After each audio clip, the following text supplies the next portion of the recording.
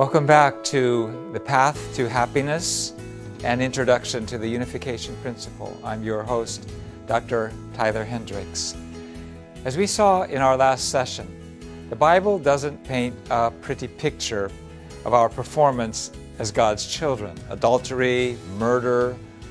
The Messiah's mission is to free humankind from these two sins and to recover the beloved community in which we all can live as one family under God. It can be done. The second major event in God's story is that of another family, the family of Noah. You see, in the principle, we look at the Bible from the viewpoint of marriage and family relationships. It opens up a whole new vista because it teaches us how God works, not by us separating from our families, but by us creating godly families, which is the greatest act of love. Now, because Cain killed Abel, the providence of restoration centered on Adam's family was not fulfilled. But God's purpose to complete His plan for creation does not change. It will be fulfilled absolutely. On the foundation of Abel's faith, God established Seth, Adam and Eve's third son, and chose Noah from Seth's lineage to fulfill the restoration providence. After he was 500 years old, the Bible counting, Noah had a wife and 3 sons, Shem, Ham, and Japheth. God saw that human sin was never ending, and He saw that the thoughts of our hearts were always evil, and God lamented that He had ever created us. That is why God planned the flood judgment, to begin anew with one family, Noah's family, in the same position as Adam's family.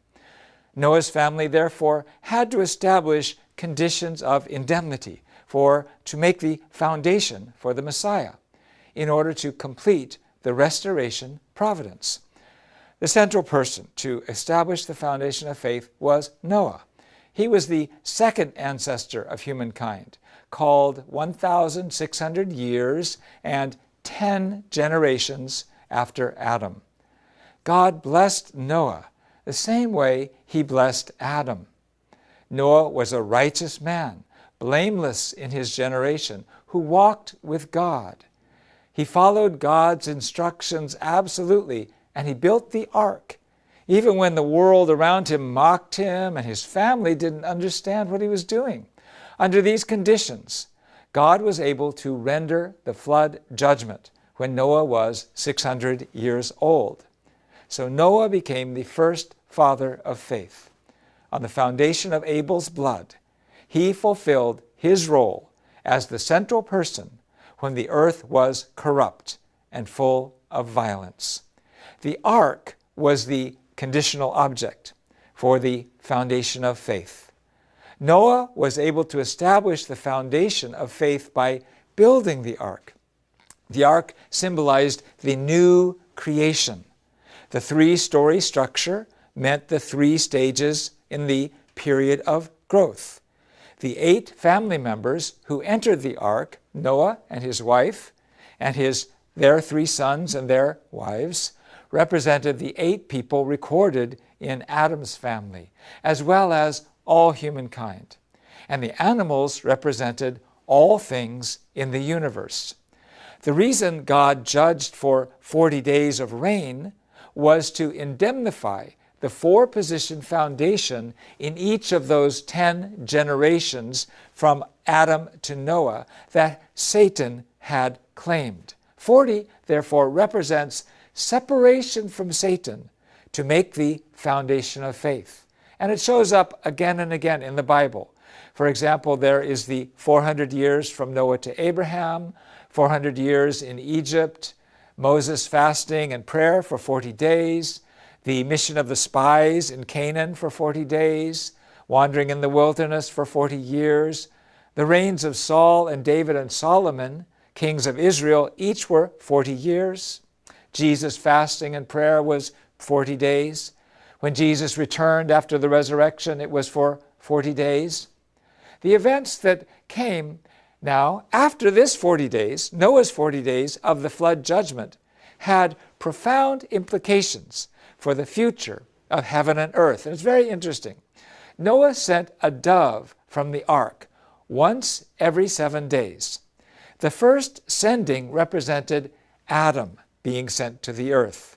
That dove returned to Noah, meaning it could not stay on the earth. The ideal of a perfect man in Adam did not stay on the earth, went back to God. The second dove represented Jesus. It too could not stay, it returned, but with an olive branch in its mouth, giving hope. The third dove represented the second coming. It found hospitable soil and stayed on the dry land, meaning that Noah too, representing God, could return to the earth. Meanwhile, Satan was looking for a way to invade Noah's family. The Bible reveals this by saying that a raven was hovering over the water, looking for a place to land. To fulfill the foundation of substance, Noah's sons, Shem and Ham, should have established the condition of indemnity in the position of Cain and Abel. To do this, the second son, Ham, had to inherit the foundation of faith from Noah. Then Ham could easily restore Abel's position for the foundation of substance. So, Ham had to be completely one with his father Noah. The one story in the Bible about Noah's family after the flood reveals Ham's failure. It goes like this. Noah planted grapes, and he made wine, and he fell asleep, naked and intoxicated, in his tent. His act was not evil. He was naked and not ashamed. And actually, God took joy in Noah's innocence as he rested in relaxation. But this was also a test of Ham. How would Ham react? When Ham saw his father naked in the tent, he took offense. And what's more, he incited his brothers, Shem and Japheth, to walk into the tent with their backs turned to their father and with a blanket cover Noah's naked body. Noah woke up, and when he found what his second son had done, he cursed Ham's lineage to slavery. Now, why did these apparently good actions bring on such a terrible curse? The reason Noah was naked was to restore God's feelings of seeing Adam and Eve naked, free from sin, before the fall. That is why Noah, in a renewed position after the flood judgment, was naked without feeling any guilt. He was like Adam before the fall. Ham's shame put him in the position of Adam and Eve after the fall, filled with shame over their lower parts. Thus Ham was not one with his father's foundation, and he could not appear before God. Satan, the raven that was trying to invade Noah's family, found the condition, and he invaded the sons of Noah, who stood up and proved that they were still Satan's descendants, not God's descendants through Noah. Ham failed this providential test and did not become one with Noah's heart. If Ham had respected his father without any conditions, he would have become the central person for the foundation of substance. He already showed that he could lead his elder and younger brothers. Because of Ham's mistake, the condition to forgive, to get rid of the original sin, was not established, and the restoration providence centered on Noah's family failed. Let's look at the lessons we learned from Noah's family. The first is that the way to heaven is one of humility, patience, and obedience.